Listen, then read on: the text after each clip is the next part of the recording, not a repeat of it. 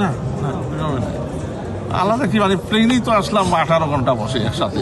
তো আর এখানে তো সবাই তো রাজনীতি মানে রাজনৈতিক তো এখানে তো বললাম আপনার ইউএন জেনারেল অ্যাসেম্বলিতে এসে রাজনৈতিক দল দেশের রাজনৈতিক দলদের সাথে ফর্মাল মিটিং। আচ্ছা না, বিএনপির ব্যাপারটা কথা বলি। বিএনপির আমরা ছিলাম ওখানে, আমাদেরকে বলা হয়েছে যে ডক্টর ইউনূস সাহেব তার টিম নিয়ে চলে গেছেন, সেই কারণে আমরা এখন থাকিনি। কিন্তু আমাদের যে 5 জন নেতা যে বাংলাদেশি পাসপোর্ট এবং তাদের ডিপ্লোম্যাটিক পাসপোর্ট নাই এবং তাদের যে B2 ভিসা, সেই কারণে তাদেরকে ওখানে এই প্রসেস করতে হয়েছে।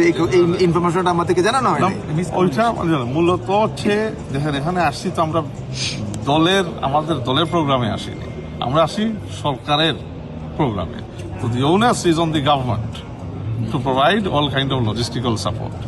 তো এখানে মানে দলের তো কোনো ইস্যুই নাই। এখানে তো লজিস্টিক্যাল সাপোর্টটা যেটা আপনার সিকিউরিটি থেকে কোঅর্ডিনেট করে, অ্যাডমিনিস্ট্রেটিভ বিষয়গুলো কোঅর্ডিনেট করে লজিস্টিক্যাল করেছে।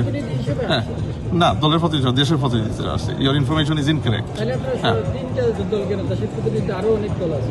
না না না না নো নো নো নো মানে দল তো অনেক আছে, বাট দলের এখন আপনার কম্পোজিশন দেখতে হবে, মানে গণতান্ত্রিক ইলেকশনের পার্টিসিপেশন, তারপরে আপনার এই জনবলের পার্টিসিপেশন, তো সব কিছু মিলে এখানে বাংলাদেশের ডেলিগেশনের কম্পোজিশন হিসাবে আসছে, নট বিএনপির দলীয় কম্পোজিশন।